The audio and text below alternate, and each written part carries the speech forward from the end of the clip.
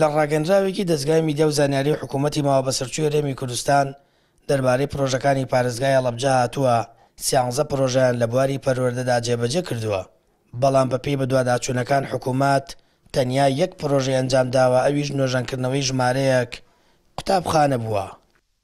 خۆی لە ڕاستیە ئەم دەسەڵاتەی ئێمەوە ئەم حکوومەتەی ئێمە هەموو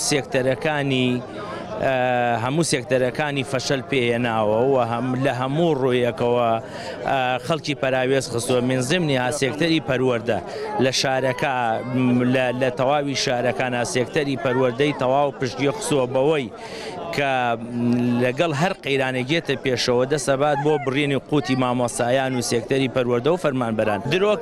درۆکردنە لەگەڵ خەڵکەکەی خۆی، درۆکردنە لەگەڵ فەرمانبەرەکانی خۆی، درۆکردنیەتی لەگەڵ حکوومەتی عێراق بۆیە حکوومەتی عێراق حسابێکی هیچ حسابێک بۆ ئەو ئەفدانە ناکا کە ئەڕواتەوێت لەبەرەوە ئەم حکوومەتە لەسەر ئەساسی درۆ بنیاد نراوە.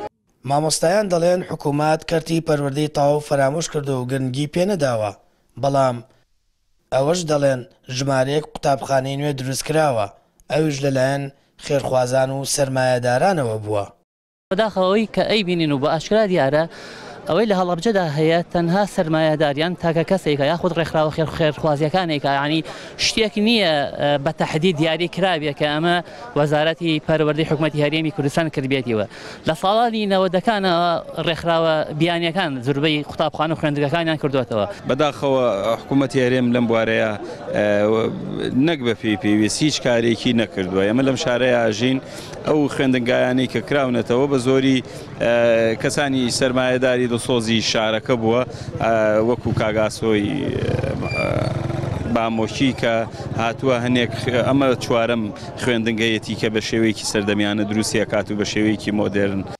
حکوومەتی هەرێم بودجەی پرۆژەکانی بە بڕی 319 ملیار و 843 ملیۆن دینار داناوە، بەڵام ئەو پارانە بڕاری تەرخانکردنی بۆ دەرچووە نەک جێبەجێکردن. ئەمە نەک بۆ پرۆژەکانە جێبەجێ نەکراوە، بەڵکو لە ماوەی کابینەی نۆدا تەنیا بڕی 40 ملیار دینار بۆ پارێزگای هەڵەبجە تەرخان کراوە، بەڵام بۆی نەبوونی نەختینەیی بانکی بە تەواوی ئەو پارەیەش خەرج نەکراوە. مێژوەکەشی بۆ ساڵانی 2021 و 2022 دەگەڕێتەوە. سامان فتاح، کەناڵی ئاسمانی پەیام، هەڵەبجە.